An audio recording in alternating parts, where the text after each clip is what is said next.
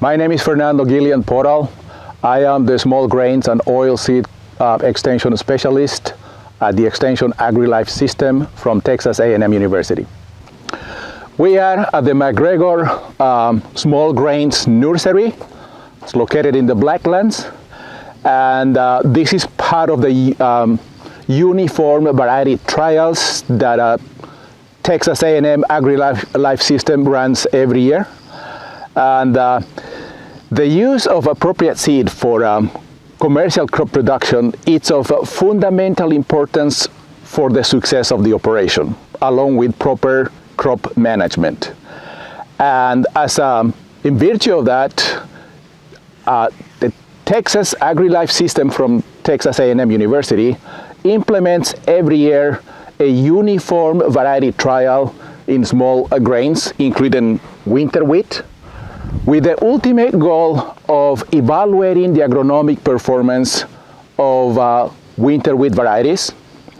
And these materials include standard winter wheat varieties, new winter wheat varieties developed by the AgriLife Research System, and new varieties provided by the seed industry as well. And these evaluations allow the AgriLife system to identify the best genetic materials for every region across the state of Texas. And there's generally several criteria that it's used to identify these best varieties. And based on that performance, the best varieties enter into what is called the pick list at Texas A&M, the AgriLife system. The pick list comprises materials that are the best performers in each region of Texas wheat production system. And there's several criteria to identify these pick list materials. And that includes, first of all, grain yield. Grain yield is the most important attribute that defines whether a variety is going to be entered in the pick list. The variety needs to prove that it yields above average performance in a particular region and across locations within that region. Secondly, it's disease resistance. The variety needs to prove that it possesses a good disease and insect resistance package to cope with seasonal diseases that are observed within each region in the Texas production system of wheat. Each region has its own disease and insect pressure, but overall in Texas, there's a couple of fungal diseases that are of significant economic importance. It's leaf rust and stripe rust. And also there's a couple of viral diseases that can have a significant economic impact on the crop. It's leaf strike mosaic virus and soil-borne mosaic virus. In addition to these diseases, there is a prevalent insect pest that affects the crop. It's the Haitian fly. So the varieties that enter the pick list need to prove that they can cope efficiently with this type of biotic stresses in each region of production of Texas. The third criterion that allows us to define whether a variety is a pick list is related with the seed quality of the variety.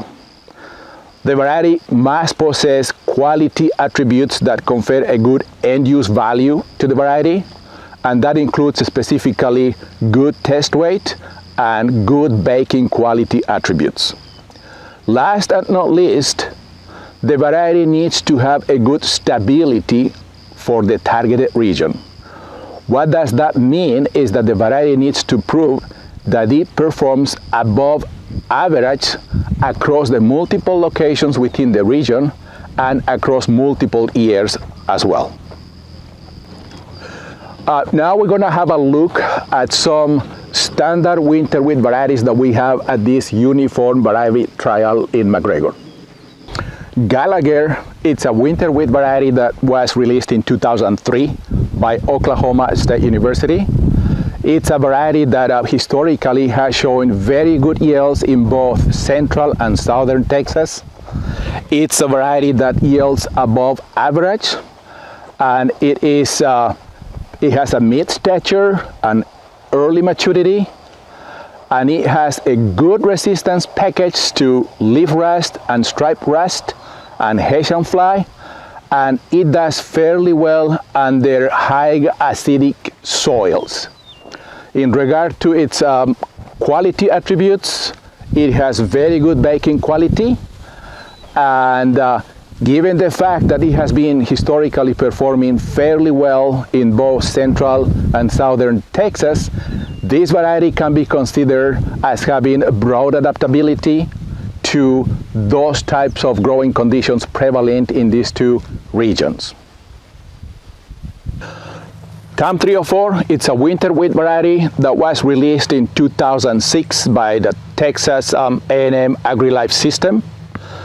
It's a very good variety with higher yields, with specific adaptability to the Blacklands region, and it has a good leaf rust and stripe rust resistance, especially during early growth, and it has very good baking qualities, and it also has a good stability in Central Texas.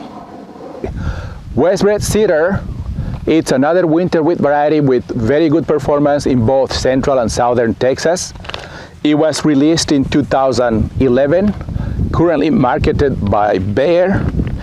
It has a very strong yield and good test weight history in both South and Central Texas.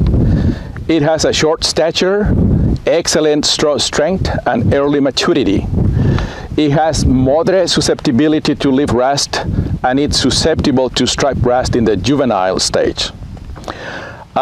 It does do well in most years, especially if managed with fungicides for foliar diseases.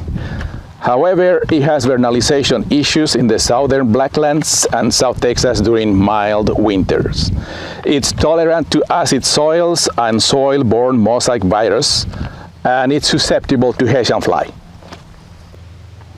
Howdy, my name is Amir Ibrahim, and I'm one of 2 wheat breeders in the state of Texas.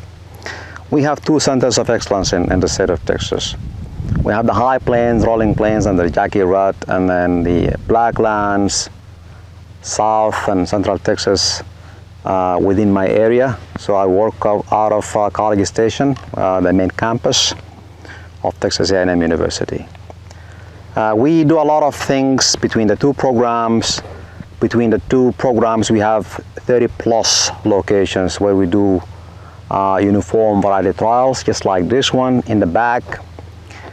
And we are currently at the site of McGregor in the Blacklands, not very far from Waco, Texas.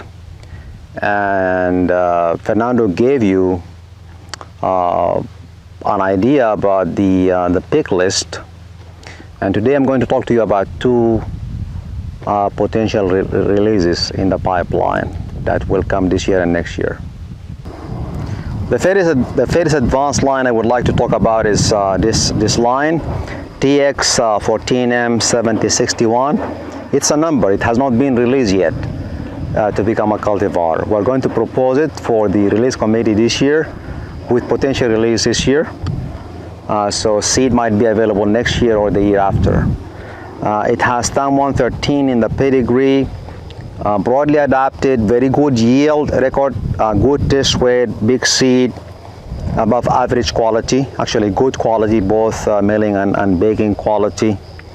It has a very good disease package, leaf rust, stripe rust, and stem rust. One of the cleanest actually canopies that we have here in this test.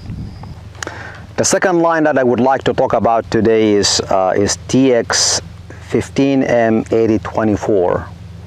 It's a TAM 203 by a Duster cross. It has a very good disease package, specifically rust, which is leaf rust, stripe rust, and stem rust. It has Hessian fly resistance, very good yield, broadly adapted, and above average baking and milling quality attributes. Thank you for joining our virtual field tour. If we can be of any assistance, please contact Dr. Ibrahim or myself at the emails below.